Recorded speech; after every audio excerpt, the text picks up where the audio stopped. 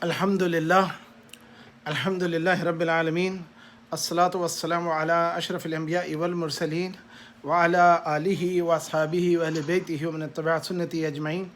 فأعوذ بالله من الشيطان الرجيم بسم الله الرحمن الرحيم قال الله تبارك وتعالى النبي أولى بالمؤمنين من أنفسهم وأزواجه أمهاتهم وأولو الأرحام بعضهم أولى ببعض في كتاب الله من المؤمنين والمهاجرين إلا أن تفعلوا إلى أوليائكم معروفا كان ذلك في كتاب الله مسطورا صدق الله العظيم وصدق رسوله النبي الكريم والعاقبة للمتقين ونحن على ذلك لمن الشاهدين والشاكرين والحمد لله رب العالمين. السلام عليكم ورحمة الله وبركاته. Alhamdulillah, Allah subhanahu wa ta'ala azza wa jalla sha'nahu have given us this beautiful day in the month of Zul Hajjah, and this is the end of the month, which is, I think, is the 26th or 22nd of Zul Hajjah. So we were still in the discussion about the Hajj. There are few things which I thought were important to go into the sequence of the days of the Nabi alayhi salatu wasalam which he performed in the Hajj. جو حضور صلی اللہ علیہ وسلم نے حج کی ترتیب کے دوران جو کلام فرمایا، جو بیان فرمایا، جو باتیں فرمائی، تو ان کے بارے میں جو تھی تھوڑی بہت ہر اتوار کے دن ہم گفتگو کر رہے ہیں. آج جو ہے سورہ الاحزاب کی، جو کہ سورہ نمبر 33 ہے، 33 سورہ نمبر، اس کی آیت نمبر 6 کی میں نے تلاوت فرمائی اللہ کے فضل و کرم سے. تو اس آیت میں جو ذکر ہے اس کو ذرا غور سے سنیے گا، اور تھوڑی باتیں میں عرفہ کے دن کی بھی بیان کرنے کی کوشش کروں گا. اللہ تعالیٰ قبول فرمائے اور ہم سب کو اس پہ عمل کی توفیق عطا فرمائے، آمین. آیت 6 آیت کی اس ابتدا میں اللہ سبحانہ و تعالیٰ قرآن میں فرماتے ہیں، اور اسی سلسلے میں ایک حدیث ہے. اللہ نے فرمایا النبی اولا بالمؤمنین من انفسہم وازواجہ امہاتہم. Indeed, the Prophet is closer and nearer, or have a more right on the believers with the mu'mineen from their own self. یعنی کہ اپنی ذات سے زیادہ حضور کا حق ہے مومنون کی جانوں پر. اب یہ بات بہت عجیب سی اللہ تعالیٰ فرما رہے ہیں، النبی اولا بالمؤمنین من انفسہم وازواجہ امہاتہم، اور ان کی بیویاں جو ہیں، حضور کی ازواج جو ہیں، وہ ان کی مائیں ہیں.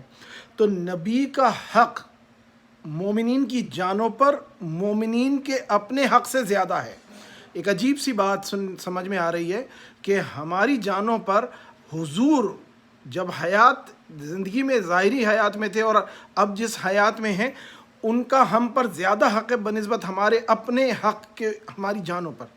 تو basically we have our lives owned by Prophet, or he has more right on us than we ourselves have.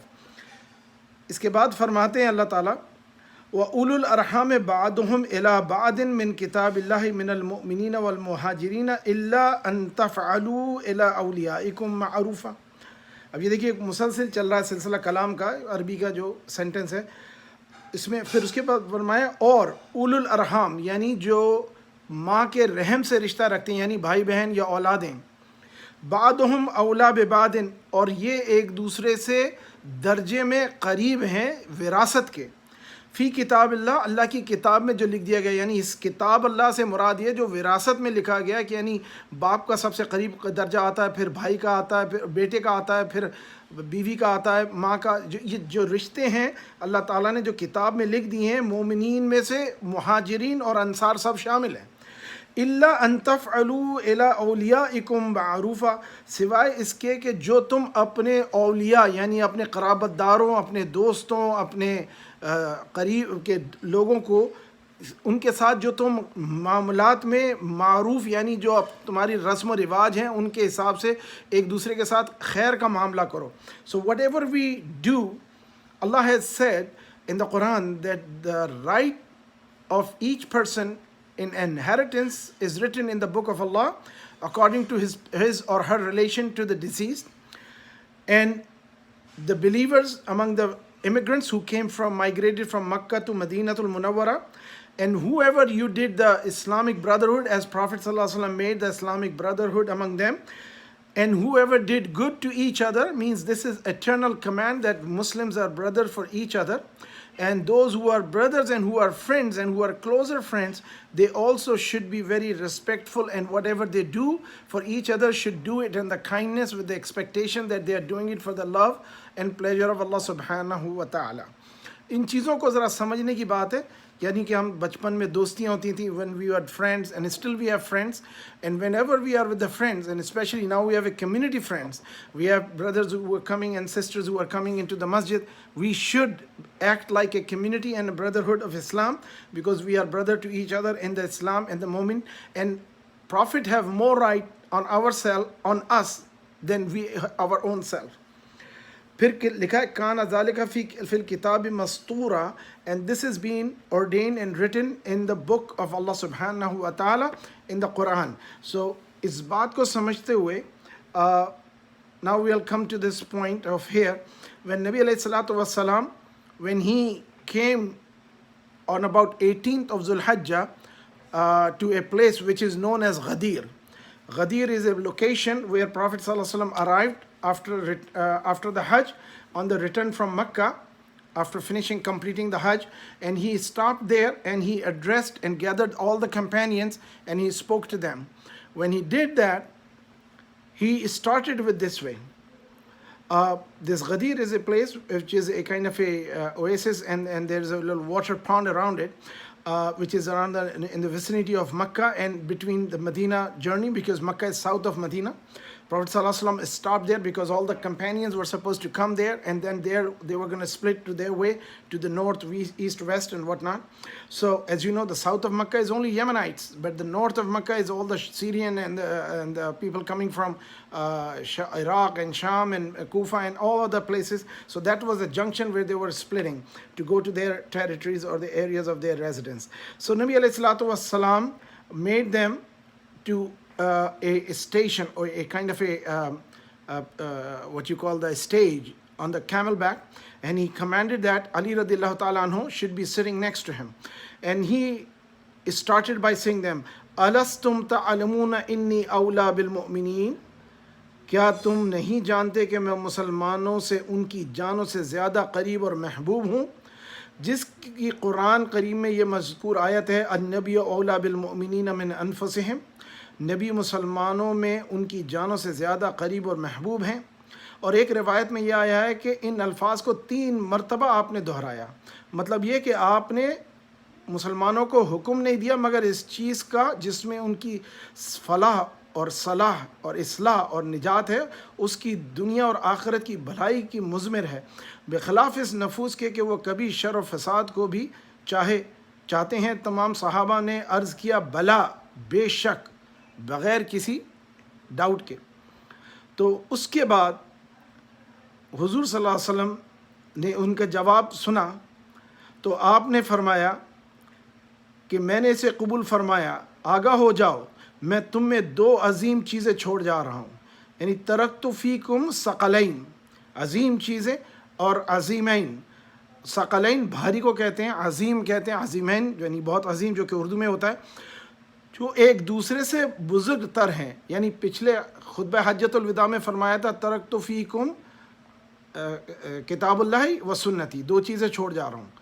تمسو, جیسے دانت سے کسی چیز کو پکڑ لیتے ہیں نا, یعنی اپنے اس طرح کا مطلب ہوتا ہے اس بات کا, تم اس کو اپنے دانتوں سے پکڑ لو, یعنی اللہ کی کتاب اور سنت کو. اب یہاں پر آپ نے دوبارہ اس بات کو یوں فرمایا کہ ایک دوسرے سے بزرگ تر, یعنی کہ دونوں چیزیں بزرگ ہیں لیکن ایک دوسرے سے بزرگ تر ہیں. ایک قرآن کریم اور دوسری میری اہل بیت. دیکھو میرے بعد دونوں چیزوں میں احتیاط کرنا کہ کس طرح تم ان سے سلوک کرتے ہو اور کیسے ان کے حقوق ادا کرتے ہو. اب آپ دیکھیے کہ when Prophet صلی اللہ علیہ وسلم is asking and telling something, first he is reminding کہ I am closer to you than your own self, and do you not know that I am closer to you than yourself? And he recited the words of the Quran, and then he make the prelude, انہوں نے اس موضوع کو بنانے کی کوشش کی, اور اس کے بعد آپ نے اس پہ فردر وضاحت فرمائی کہ اب اس کے بعد آپ نے فرمایا کہ میں تمہارے پاس 2 چیزیں چھوڑ رہا ہوں جو ایک دوسرے سے بزرگ تر ہیں. تو اس کا مطلب کہ جب وہ ایک دوسرے سے بزرگ تر ہیں کہ مطلب دونوں کو کم مت جاننا. اور ایک میں انہوں نے فرمایا کہ قرآن کریم جو کہ اللہ کی کتاب ہے, اور دوسری میرے اہل بیت ہے جو کہ حضور کی خاندان والے ہیں. اور خاندان اہل بیت میں جب یہ حدیث پوچھی گئی تو آپ نے فرما دیا تھا کہ اس میں بیویوں کا ذکر نہیں ہے، اس میں اہل بیت میں حضور کے خاندان جو قریش سے بنو ہاشم کے خاندان کی طرف کی بات ہے۔ دیکھو میرے بعد ان دونوں چیزوں میں احتیاط کرنا کہ کس طرح تم ان سے سلوک کرتے ہو اور کیسے ان کے حقوق ادا کرتے ہو۔ یہ دونوں چیزیں میرے بعد ایک دوسرے سے کبھی جدا نہ ہوں گی، یہاں تک کہ تم حوض کوثر کے کنارے مجھ سے ملو۔ اب اس بات سے اور اندازہ ہوا کہ اہل بیت اور قرآن ایک دوسرے کے ساتھ ہیں، اور یہ حوض کوثر میں ہم جب ملیں گے تو وہ بھی ملیں گے۔ اس کے بعد فرمایا حق تبارک و تعالی میرا مولا ہے اور میں تمام مسلمانوں کا مولا ہوں۔ اللہ مولائی انی اولا بالمؤمنین من کنت مولاہ فعلی مولاہ اللہم وال من والاہ وعاد من عاداہ والنصر من نصرہ والخذل من خذلہ۔ اب دیکھیے، اب آپ نے کس طرح سے جملہ بیان فرمایا کہ اللہ میرا مولا ہے اور میں ہر مومن کا مولا ہوں اور میں تمام مسلمانوں کا مولا ہوں۔ اور اس کے بعد حضرت علی مرتضیٰ رضی اللہ تعالی عنہ کا ہاتھ پکڑا اور فرمایا اللہم من کنت مولاہ فعلی مولا، اے اللہ جس کا میں مولا ہوں یہ علی رضی اللہ عنہ بھی اس کے مولا ہیں۔ اللہم وال من والا، اے اللہ تو بھی اس کو دوست رکھ جو ان کو دوست رکھے، وعاد من عادہ، اور اس کو دشمن سمجھ جو علی کو دشمن رکھے۔ ایک روایت میں اتنا زیادہ آیا ہے کہ والنصر من نصر والخذل من خذلہ، یعنی اس کی مدد کر جس نے علی کی مدد کی اور اس کو ذلیل کر جس نے علی کے ساتھ چھوڑ دیا۔ ادرک الحق وحیث الدار، ادرک الحق وحیث الدار، یعنی علی کے ساتھ لازم ہے کہ حق ان کے ساتھ رہے گا وہ جہاں بھی ہوں۔ اور مروی ہے کہ اس واقعے کے بعد حضرت عمر فاروق رضی اللہ تعالیٰ عنہ حضرت علی مرتضیٰ سے ملاقات کی اور فرمایا اے ابن ابی طالب مبارک ہو اور خوشی ہو کہ صبح و شام اس حال میں تم کرتے ہو کہ ہر مومن ہر مرد و زن مومن کہ تم مولا ہو۔ یعنی اس میں انہوں نے یہ وضاحت فرما دی کہ عورت اور مرد و زن، ہر خاتون، ہر مسلم مومن مومنہ، ان کے لیے حضرت علی جو ہیں وہ مولا ہیں۔ اور یہ حدیث کی روایت زید بن ابن ارقم رضی اللہ تعالیٰ عنہ کے پاس ایک تابعی آئے اور انہوں نے پوچھا، تو انہوں نے جب پوچھا کہ آپ مجھے کوئی حدیث بتائیں تو انہوں نے کہا میری عمر بہت ہو گئی ہے اور مجھے بہت ساری چیزیں یاد بھی نہیں رہتی ہیں، لیکن یہ والی حدیث انہوں نے بالخصوص سنائی کہ حضرت علی کے متعلق، اہل بیت کے متعلق۔ پھر ان صحابہ نے، یہ تابعین نے، انہوں نے ایک سوال کیا، بڑا اچھا سوال کیا۔ انہوں نے کہا کہ کیا یہ اہل بیت میں بیویاں نہیں آتی؟ تو پھر انہوں نے ایک بڑا ہی وضاحت والا جواب دیا، اور یہ بخاری مسلم کی حدیث میں ہے۔ انہوں نے کہا کہ عورتوں سے مرد شادی کرتا ہے اور شادیاں رہتی ہیں اور پھر عورتوں سے طلاق ہو جاتی ہے، وہ گھر چھوڑ کے چلی جاتی ہیں اور وہ اپنی کسی اور نکاح میں چلی جاتی ہیں، شادی کر لیتی ہیں۔ یہ ان کے بارے میں نہیں ہے۔ اہل بیت وہ ہیں جن کو حضرت علی کے بھائی اور بہن اور چچا عباس کی اولادیں، عبد المطلب اور چچا عباس کی اولادیں اور ان کے خاندان کا ذکر ہوا، اور اس میں خصوصاً بالخصوص حضرت علی کا ذکر ہے۔ حضرت علی کے فضائل تو اتنے ہیں کہ ہم ان کو بیان کرتے رہیں اور ہماری عمریں ختم ہو جائیں، ان کی فضیلت ختم نہیں ہو۔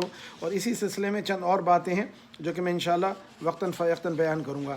اب آپ ایک بات کو غور کیجئے کہ حضور صلی اللہ علیہ وسلم نے فرمایا اذکرکم فی اہل البیت، اذکرکم اللہ فی اہل البیت، اذکرکم اللہ فی اہل البیت۔ 3 بار حضور نے فرمایا کہ میں تم کو اللہ یاد دلاتا ہوں اپنے اہل بیت کے متعلق بارے میں۔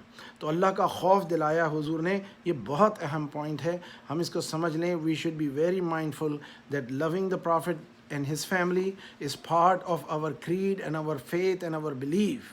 Loving everybody is part of our religion, but a particular love of affection with the giving more than seeking. You know, love is always unconditional. When we love our child and other family member, whenever they do wrong or whatnot, we finally give up, we forgive them. So we should be ready to give up and forgive every Muslim's mistakes. We should be very kind, and this is very important in building up the family and the community. The first unit of community is a personal family. My parents, my brothers, sisters, then my spouse, my children, my cousins, and then neighbors and further distance cousin, first, second, third cousin, and whatever level of human, and then ultimately to the humanity. تو ہمارا جو دین ہے, our religion is so ultimate, loving the faith that we are not even allowed to hurt an animal or even cut a tree or damage any property or even destroy anything which is beneficial for the other mankind. As Prophet sallallahu alaihi wasallam said, if the day of judgment have started, the sun start rising from the west, and you have a seed in your hand, plant it, you will be rewarded for that. تو کسی نیکی کو اس لیے نہ چھوڑ دیں چھوٹا سمجھ کے، اور کسی گناہ کو اس لیے نہ کر لیں کہ یہ چھوٹا ہے، کیونکہ یہ بہت دور تک جاتے ہیں، اور اس کے ساتھ ہونے والے تمام معاملات کا بھی اس پہ ہمیں اس کا اجر ملتا ہے، یعنی بھلائی کا بھلائی میں ملے گا، برائی کا برائی میں ملے گا، وہ ہمارے کھاتے میں لکھ دیے جائیں گے۔ تو اگر میں تھوڑا تیز بول رہا ہوں تو مجھے وضاحت کر دیں کہ جی سلو ڈاؤن، اور کوئی چیز جو سمجھ میں نہ آئے آپ لوگ چاہتے ہوں تو مجھے ضرور اپنا کمنٹس میں مجھے بتا دیں، یا آپ مجھے بیان کر دیں تاکہ میں ان چیزوں کو سمجھتے ہوئے، کیونکہ ہم چاہتے ہیں کہ ایک دوسرے کے ساتھ کمیونیکیشن رہے، کیونکہ اس معاملے میں یہ ہوتا ہے کہ یہ ایک بہت لمبی تقریر ہوتی ہے، سمجھنا بھی ہوتا ہے۔ اچھا، حضرت علی رضی اللہ تعالیٰ عنہ کہ ایک حدیث حضرت علی سے ہے جو کہ مسند احمد میں ہے، کہ حضرت علی سے روایت فرماتے ہیں کہ فرمایا رسول اللہ صلی اللہ علیہ وسلم نے کہ تم میں عیسیٰ کی مثال ہے، یعنی حضور نے فرمایا علی تم عیسیٰ کی مثال ہو، جس سے یہود نے بغض رکھا حتیٰ کہ ان کی ماں کو تہمت لگائی، اور ان سے عیسائیوں نے محبت کی حتیٰ کہ انہیں اس درجے پہنچا دیا جو ان کا نہ تھا۔ پھر فرمایا میرے بارے میں دو قسم کے لوگ ہلاک ہوں گے، محبت میں افراد کرنے والے مجھے ان صفات سے بڑھائیں گے جو مجھ میں نہیں، اور بغض کرنے والے جن کا بغض اس پر ابھارے گا مجھے بہتان لگائیں گے۔ یعنی کہ حضرت علی کا فرمایا کہ تمہاری مثال جو ہے وہ حضرت عیسیٰ جیسی ہے، یعنی نفرت کرنے والوں نے اتنی نفرت کی کہ خوارج ہو گئے اور آپ کا قتل کرنے کے در پہ رہے، اور حتیٰ کہ آپ کو شہید کر دیا، اور جو محبت کرنے والے تھے انہوں نے اتنا غلو کیا کہ نعوذ باللہ ان کو خدا بھی کہا، علی کو خدا کہا، ایک گروہ نے کہا ہے۔ حضرت علی کے خلاف 5 گروپ تھے، 5 مقابلہ جن سے ان کا تھا۔ اب غور فرمائیں کہ 5 قسم کے لوگوں سے ڈیل کر رہے ہیں۔ ایک تو مسلمان تھے جو کہ صحیح اہل سنت والجماعت تھے، ایک دشمن تھے جو آپ پہ کفر کا فتویٰ لگاتے تھے، ایک وہ تھے جو آپ کو خدا کہتے تھے نعوذ باللہ، ایک وہ تھے جو آپ سے مطلب معاہدہ کرتے تھے لیکن وہ بیچ میں درمیان میں رہتے تھے، اور ایک وہ تھے جو آپ کے بالکل وفادار تھے، یا جو آپ کے ساتھ آتے تھے پھر بعد میں چلے جاتے تھے۔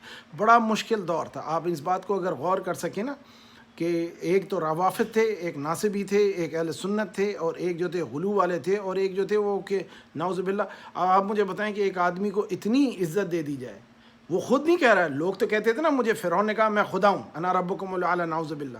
حضرت علی نے کبھی نہیں کہا، لیکن لوگوں نے ان کے اندر وہ خوبیاں دیکھیں، ان کی جو کراماتیں دیکھیں، جو ان کی شخصیت کا جو اثر ان پہ ہوا وہ اتنا شدید ہوا کہ لوگوں نے ان کو خدا سمجھ لیا، نعوذ باللہ۔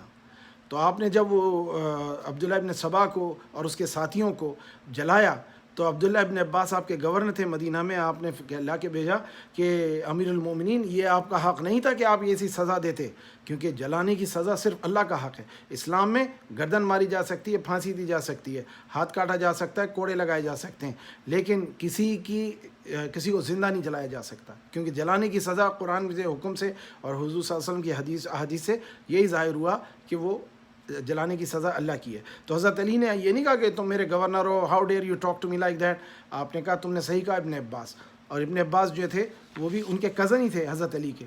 اور یہ بات دیکھیے اسلام میں کسی آدمی کو اگر اصلاح ہو تو اس کو اس پہ لے لینا چاہیے۔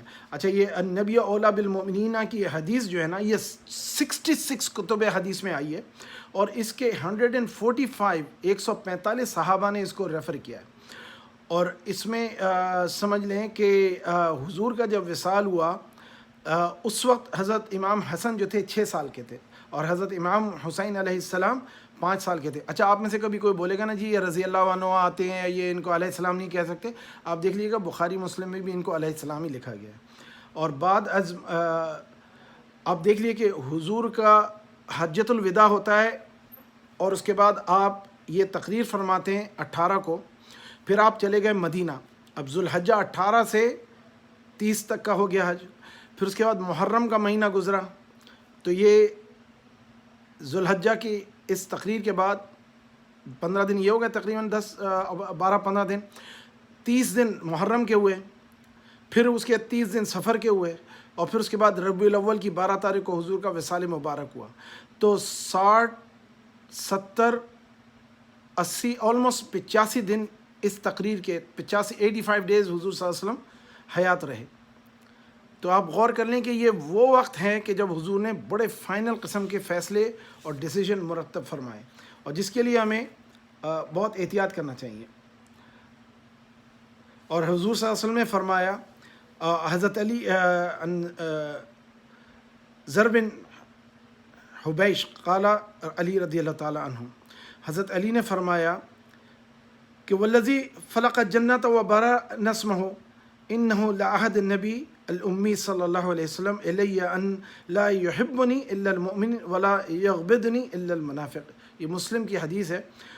آپ نے فرمایا کہ قسم اس ذات کی کہ جو کہ دانے کو پھاڑ کر کے اس میں سے بیجا نکالتا ہے، اور کہ حضور صلی اللہ علیہ وسلم نے مجھ سے عہد لیا، حضور نے فرمایا یعنی کہ مجھے فرمایا کہ علی تم سے محبت نہیں کرے گا سوائے اس کے کہ وہ مومن ہو، اور تم سے بغض نہیں رکھے گا سوائے اس کے کہ منافق ہو۔ تو آپ یہ بات کو ذرا ذہن میں رکھیں، اور ہم اپنی اولادوں اور بچوں کو بھی اس بات کی ترغیب دیں کہ علی سے محبت جو ہے وہ دین کا جز ہے اور مومن ہونے کی دلیل ہے۔ حضور صلی اللہ علیہ وسلم جب حیات تھے تو صحابہ فرماتے ہیں کہ ہم حضور کے پوچھ لیتے تھے، اور حضور ہمیں بتا بھی سکتے تھے کہ منافق کون ہے، قرآن نازل ہو جاتا تھا کہ مومن کون ہے، منافق کون ہے۔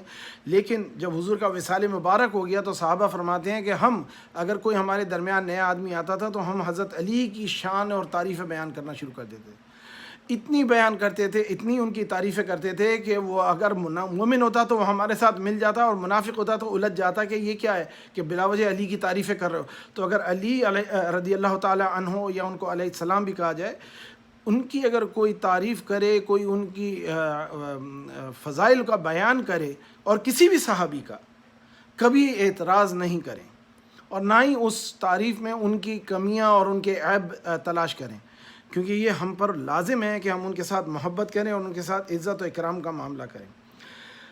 حضرت عباس بن عمر رضی اللہ تعالیٰ عنہ، عباس بن مرداس رضی اللہ تعالیٰ عنہ روایت کرتے ہیں، بے شک رسول اللہ صلی اللہ علیہ وسلم نے 9 ذی الحج کی شام امت مسلمہ کی مغفرت کے لیے دعا فرمائی، جس کے قبول کرتے ہوئے رب کریم نے فرمایا میں نے ان خطاؤں کو معاف کر دیا سوائے مظالم کے، کیونکہ ظالم سے مظلوم کا حق لوں گا۔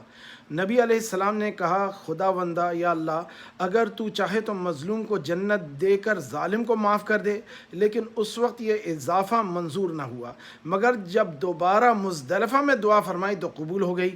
راوی کہتے ہیں کہ اس وقت نبی علیہ السلام مسکرائے تو حضرت ابو بکر و عمر نے عرض کیا یا رسول اللہ ہمارے ماں باپ آپ پر قربان، رب کریم آپ کو مسکراتا رکھے، اس وقت مسکراہٹ کا سبب کیا ہے؟ تو آپ نے فرمایا دشمن خدا ابلیس کو جب معلوم ہوا کہ اللہ تعالیٰ نے میری دعا قبول فرمایا اور امت مسلمہ کی مغفرت فرما دی ہے، تو اس نے سر پر خاک پھیر دی اور ہلاکت پکار رہا ہے، اس کی بے چینی دیکھ کر میں مسکرا رہا ہوں۔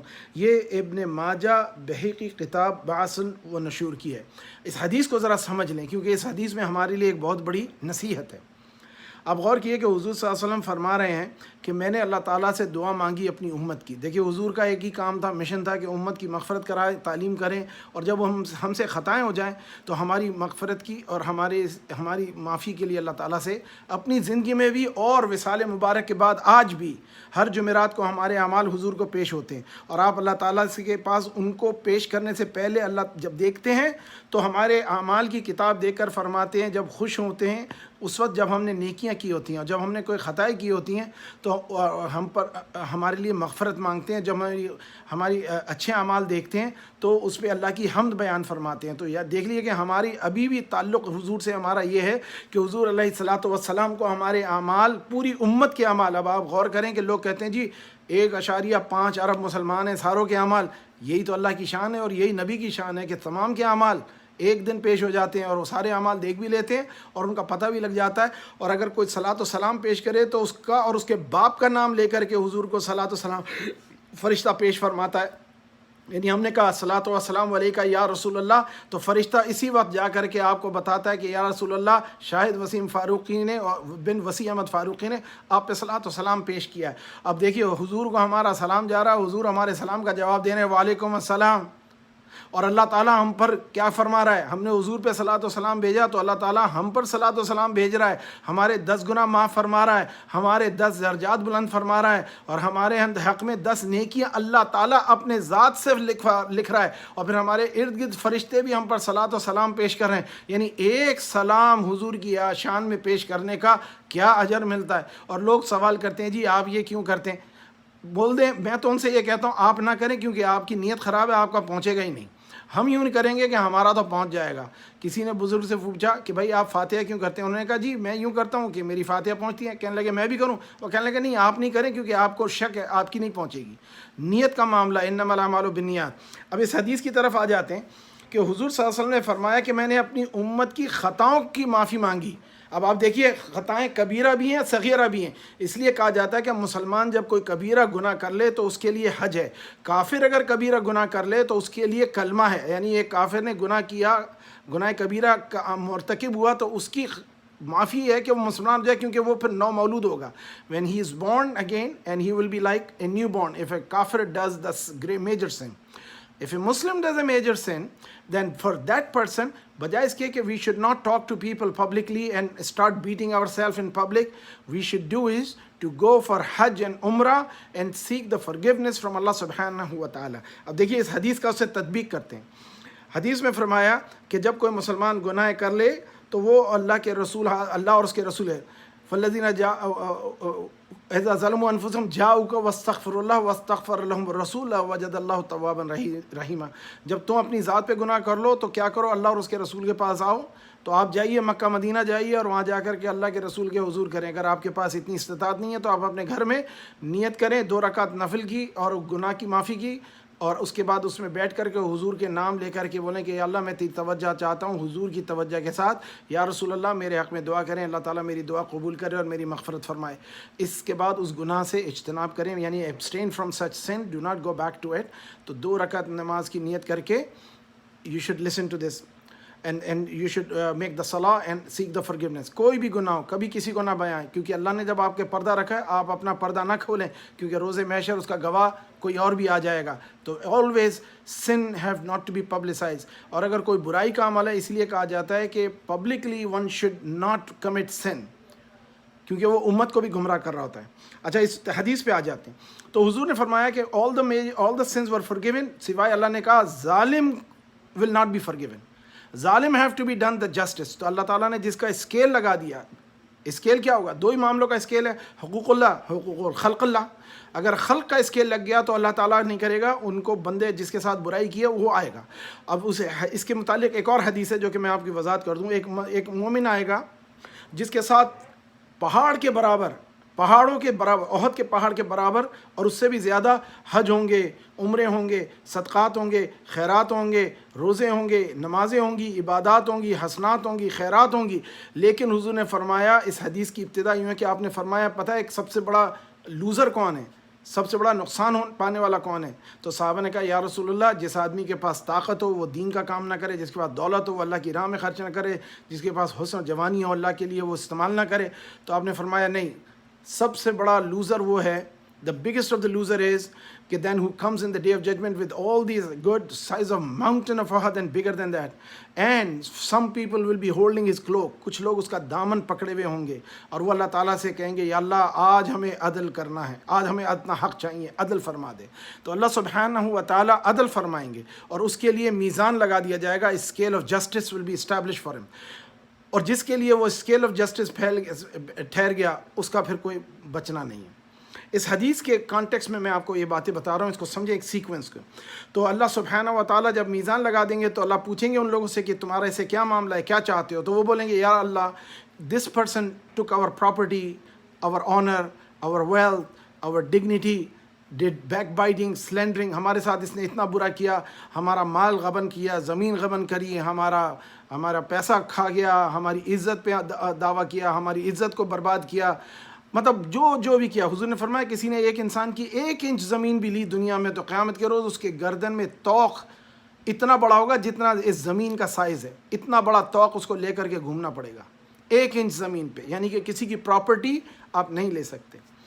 تو پھر یہ ظلم ہے نا، ظلم ہوتا ہے کہ آپ کسی کی چیز کو طاقت کے بل بوتے پہ لے لیں، ایک مظلوم انسان کو جبرن کسی کا حصہ، جیسے بہنوں کا حق مار لیا جاتا ہے، اولاد کو پراپرلی جسٹیفائبلی ٹریٹ نہیں کیا جاتا ہے، بیویوں کے درمیان، ماں بہنوں کے درمیان والدین سے جسٹس نہیں کیا جاتا ہے، اگر ماں نے پکڑ لیا دامن قیامت کے روز، اگر دودھ نہیں معاف کیا وہ بندہ گیا، جس کے باپ نے اس کو مرتے وقت معاف نہیں کیا، اس نے باپ کو راضی نہیں کیا، وہ گیا، جس کا باپ اور ماں اپنی انتقال کے وقت یا اس کے انتقال کے وقت اس راضی نہیں ہوئے، وہ برباد ہو گیا۔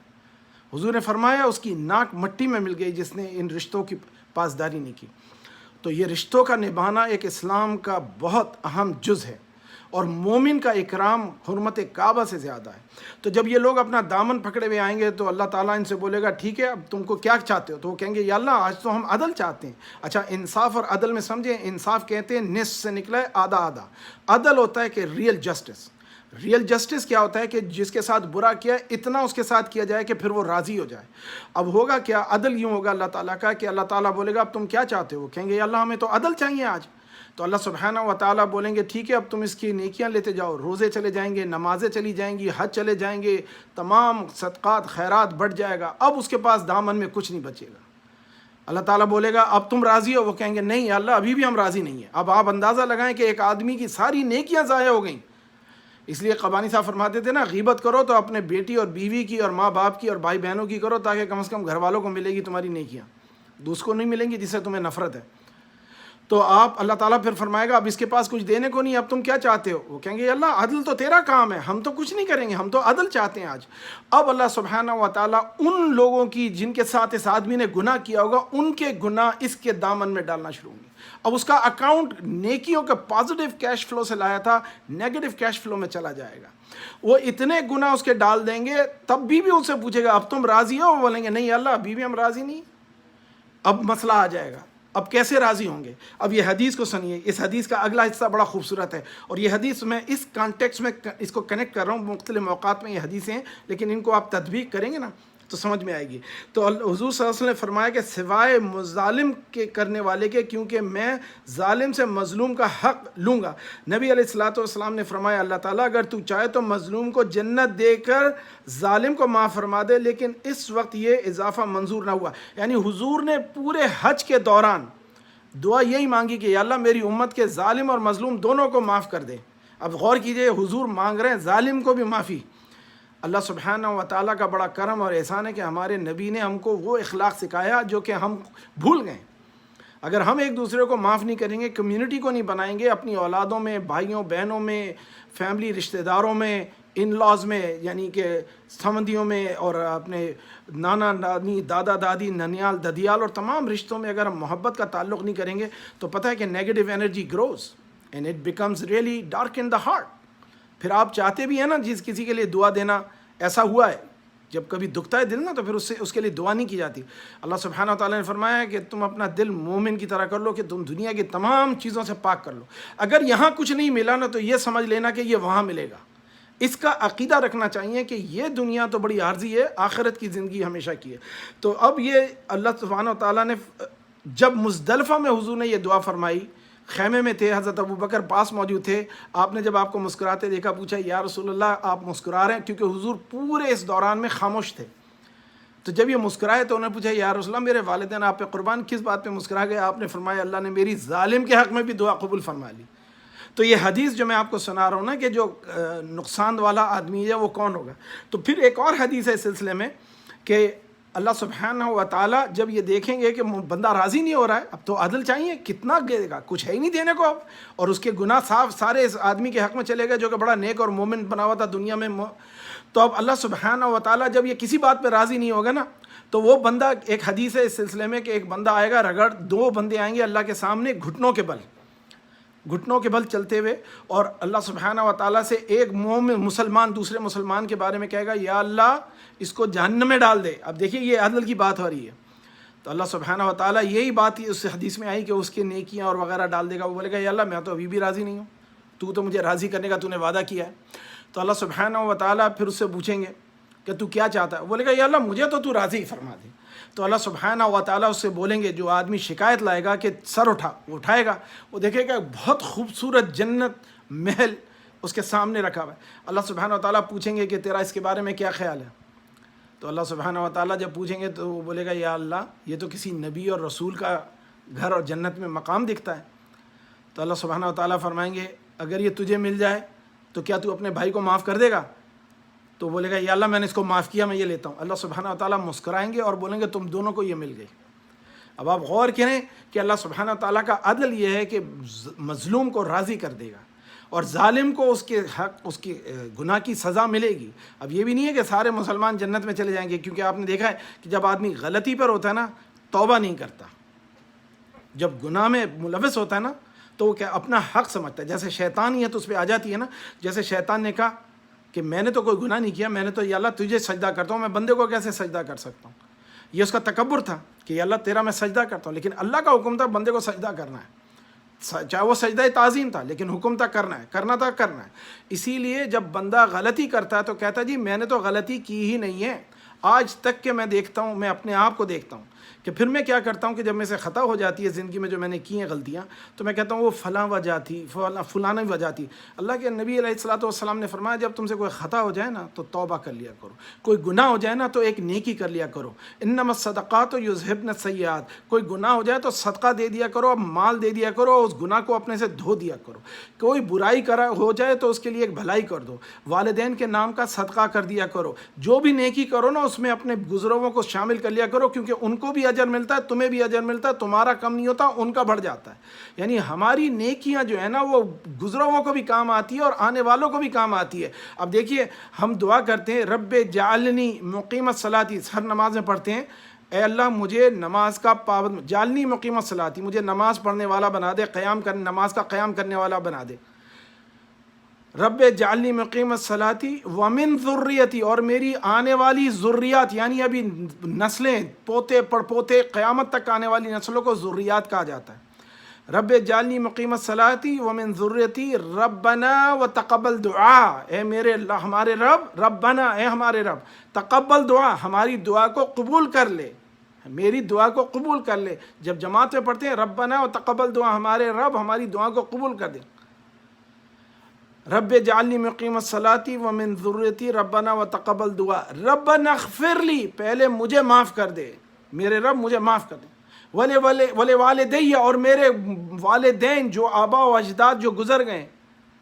وللمؤمنین یوم یقوم الحساب، اور ہر اس مومن کو، ہر مومنہ کو جو قیامت تک کے پیدا ہوگا. اب آپ غور کریں اس کتنی کامل دعا ہے.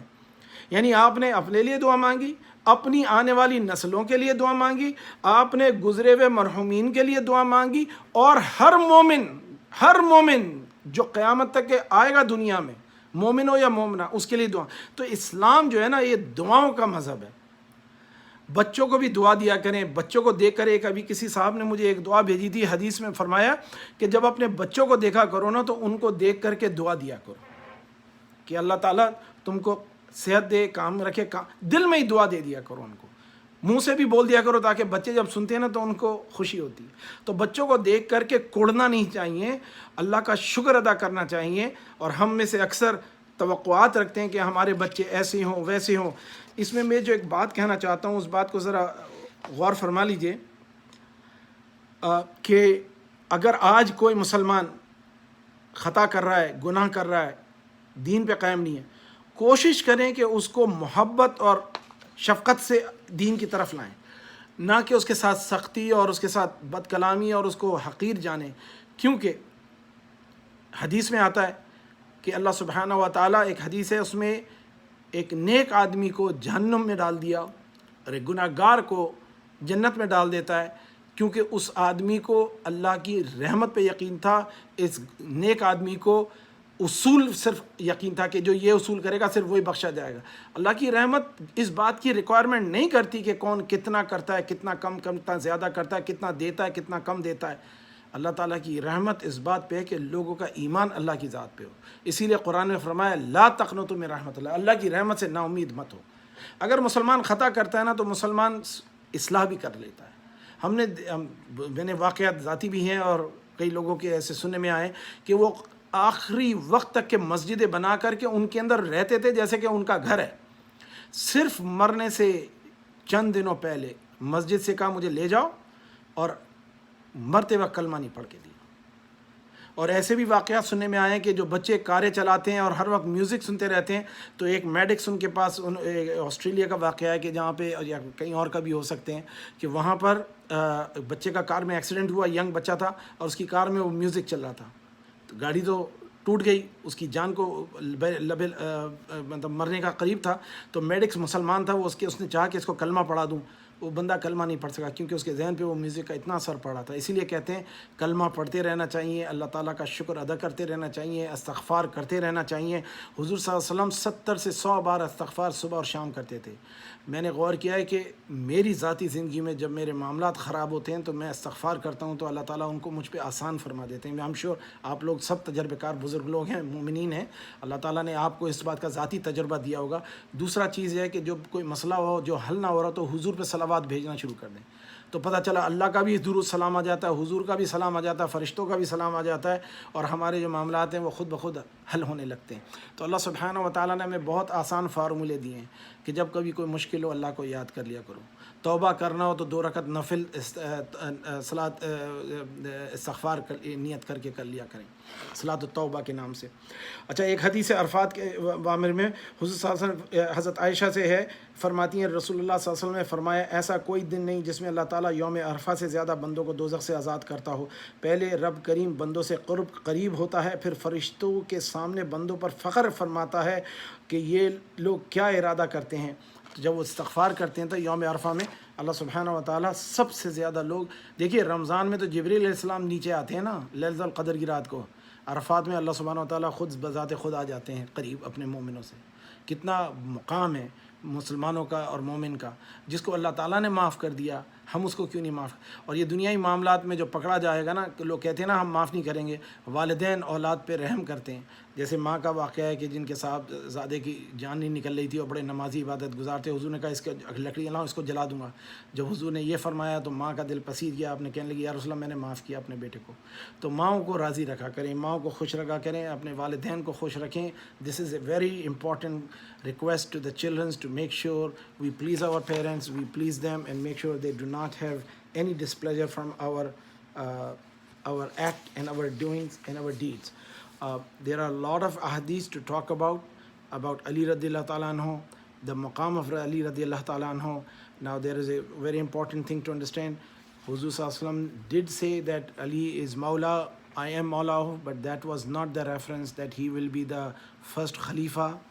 If he was the first Khalifa, he was himself asked, were you told that you will be the first Khalifa? He said, have I been told? I would have taken my right with my sword.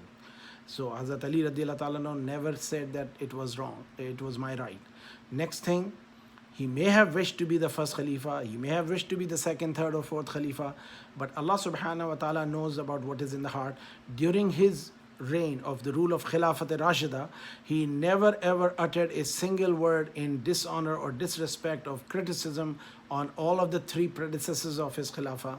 He said that disagreement is the right of a person because he was a person, he was a human. And then he was the most bravest, most wisest, most eloquent speaker and most patient man who had endured so much. آپ غور کریں کہ اگر کسی انسان کے ساتھ کبھی اسلامی تاریخ میں سب سے برا سلوک ہوا نا، ایک تو وہ ہوا ان کی امت میں حضور کے ساتھ ہوا، کہ حضور کی امت نے ان کے ساتھ برا یہ کیا کہ ان کو جن کو انہوں نے کہا تھا کہ یہ میرے اہل بیت ہیں ان کے ساتھ برا کیا۔ نمبر 2 یہ ہوا کہ سب سے زیادہ اگر کسی انسان کے ساتھ مسلمان امت نے برا کیا وہ حضرت علی کے ساتھ کیا، میری ذاتی رائے ہے۔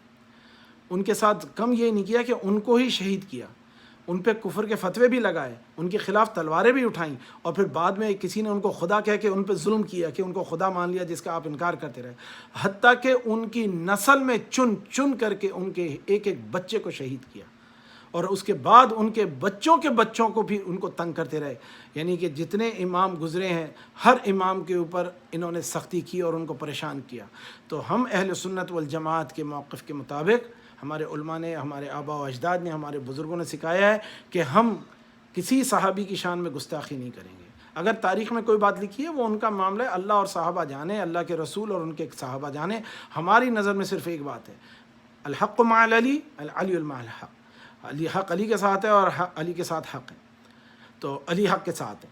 ہمارا تو زندگی کا یہی موقف ہے اور ہمارے اپنے بچوں کو بھی یہی سکھانا ہے اور ہمیں یہ یاد رکھنا ہے حضرت علی رضی اللہ تعالیٰ عنہ کی اتنی شانیں ہیں. انشاءاللہ آئندہ کبھی موقع ہوگا تو بات کریں گے، اور اس وقت میں روکتا ہوں بات کو. وآخر دعوانا ان الحمد للہ رب العالمین. اگر آپ کے ذہن میں کوئی سوال ہے تو please ask me, otherwise I will stop right now. I see there is a comment here.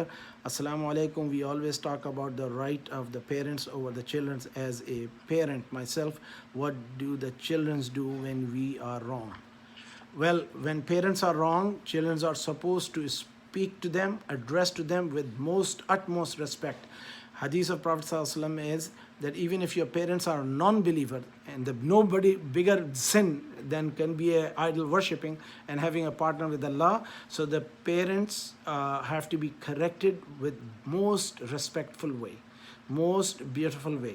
Abu Huraira radiallahu ta'ala anhu, he was from a Jewish descendants, if I understand correctly, and his mother hated Rasulullah sallallahu alaihi wasallam. So once he came and he talked about Prophet to his mother, and she became very upset and she started cursing, na'uzubillah, to Rasulullah.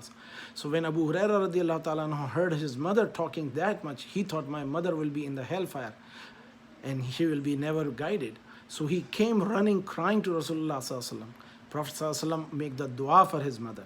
So when he returned back, because he loved his mother, so when he returned back, so she was taking a ghusl and she did not open the door.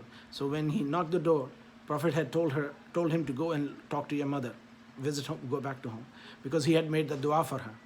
So when he went and knocked the door, she was taking a bath. In those days they didn't have a private room and shower. Their home was very small. So she locked the door and took a bath. When she took the ghusl and she opened the door, and when she saw her son, she said the shahada in front of him. تو ماں باپ کے لیے تو دعا کرنا ہی ہے، اور جب تک کہ وہ زندہ ہیں ان کے لیے دعا کرنی ہے. ان کی خطاؤں کو نکالا نہ جائے. ماں باپ کو ایسی ولا تقل لهما اف، ان کے ساتھ اف بھی نہیں کر سکتے. اگر ان کی خطا ہے، غلطی ہے، ان کو محبت سے سمجھائیں، بار بار سمجھائیں، اتنی بار سمجھائیں کہ وہ آپ کی بات کو سمجھ لیں. اور اگر انہوں نے غلط کرنے پر ٹھان ہی لیا تو اللہ تعالیٰ سے دعا کریں کہ اللہ سبحانہ تعالیٰ ان کے دل کھول دے. ایک بڑی چیز جو میں سمجھی ہے زندگی میں، I'm sure you all are very intelligent and very experienced Muslims, that whenever we do something, always first make dua to Allah before we embark on it. Means ask for a strength for us. Oh Allah, give me patience and give me guidance, and make them to accept my dua in their favor, to give them guidance. I tell you what happened. A young Muslim, mashallah, she has now 4 children. A brother brought a girl, he wanted to marry her. She was a Christian family, very nice person. And when she came to me in the Ramadan, I was in ICOB, and Alvi Saab was at that time was Imam with us. So when he wanted me to talk to this girl, I suddenly felt very emotional about it. I was in the state of fasting. So I made the dua to Allah, Ya Allah, you have brought this girl here to be with me, to ask about your deen. Give me the ability to open her heart to accept your faith. So we can be a vehicle. So if we think us as a messenger, as a medium, جیسے میں کہتا ہوں نا آپ سے، آپ جا کے do such and such thing, تو آپ بولتے ہیں جی میں آپ کا کام کر دیتا ہوں لیکن یہ میرا ذمہ نہیں ہے. تو we should take religion as not our property. We should be a conveyor of the message. So when you convey the message, convey it in the utmost perfect way, so that the receiver person would not be insulted, offended, or whatnot. Even we are told that do not speak to people with the insulting way to their false gods, because they will curse your real God, and that will be your responsibility. So if parents are wrong, children have to be very polite and be the child. Do not be the parent. حضور نے فرمایا قیامت کی نشانی میں سے یہ ہے کہ بیٹی ماں کی ماں بن جائے گی، ماں کے ساتھ ایسی بات کرے گی جیسے ماں جو ہے وہ بیٹی ہے اور بیٹی جو ہے وہ ماں ہے. جو بیٹے باپ کے ساتھ بدسلوکی کریں گے، بد اخلاقی کریں گے، باپ کو ڈانٹیں گے اور تلخ کلامی کریں گے، یہ قیامت کی نشانیوں میں سے ایک نشانی ہے، اور بدبخت ہوں گے. اور حضور کی حدیث ہے، آپ نے فرمایا جس نے ماں باپ کو ناراض کیا وہ دنیا میں بھی ذلیل ہوگا اور آخرت میں تو ذلیل ہونا ہی ہونا ہے. اللہ سبحانہ و تعالیٰ کے چند معاملات میں سے ایک معاملہ یہ ہے کہ اگر والدین کی بے حرمتی کی، ان کو ناراض کیا، تو قیامت میں ذلیل ہوگا. اگر والدین غلطی پر ہیں تو آپ ان کو راضی کریں. اب دیکھیے نا، ہم کو جو کوئی چیز چاہیے ہوتی ہے تو ہم کیسے ضد کر کے راضی کر لیتے ہیں. تو پھر اپنی محبت سے، اپنی شفقت سے راضی کریں. زبردستی سے تو کوئی بھی بات نہیں بنتی. اور جو میں کہہ رہا ہوں آسان ہے، واللہ میرے ذاتی طور پہ میرے معاملات ایسے ہوئے ہیں کہ جس میں it is impossible to deal with the parents. یہ ریالٹی ہے نا، اللہ تعالیٰ نے پیرنٹس ہی بنائے ہمارے امتحان کے لیے، تو پھر ان کو برداشت کرنا پڑتا ہے. اللہ تعالیٰ سب کو اب ماں باپ کو اور اولاد کو راضی فرمائیں. وآخر دعوانا الحمدللہ رب العالمین. Any other question? Any other comments? ماشاءاللہ جی، آج کا بیان بہت اچھا تھا جی، آپ نے میرے نام پر. اللہ تعالیٰ قبول فرمائے، ہم سب کے معاملات کو احسن فرمائے. لگتا ہے سب لوگ سو گئے. ڈاکٹر یوں آپ کے پاس ہوتا ہے سوال کوئی آپ نے شاید. ڈاکٹر صاحب یہ ٹھیک ہے انشاءاللہ پھر آج ختم کرتے ہیں. 9:30 بج گئے تو انشاءاللہ پھر اگلی میٹنگ انشاءاللہ اتوار کو رکھیں گے اور نیا موضوع ہوگا انشاءاللہ. اور اگر کوئی ٹاپک جس پہ آپ لوگ گفتگو فرمانا چاہیں تو مجھے بتا دیا کریں تاکہ پھر ہفتہ بھر میں اسے تیار کر لوں.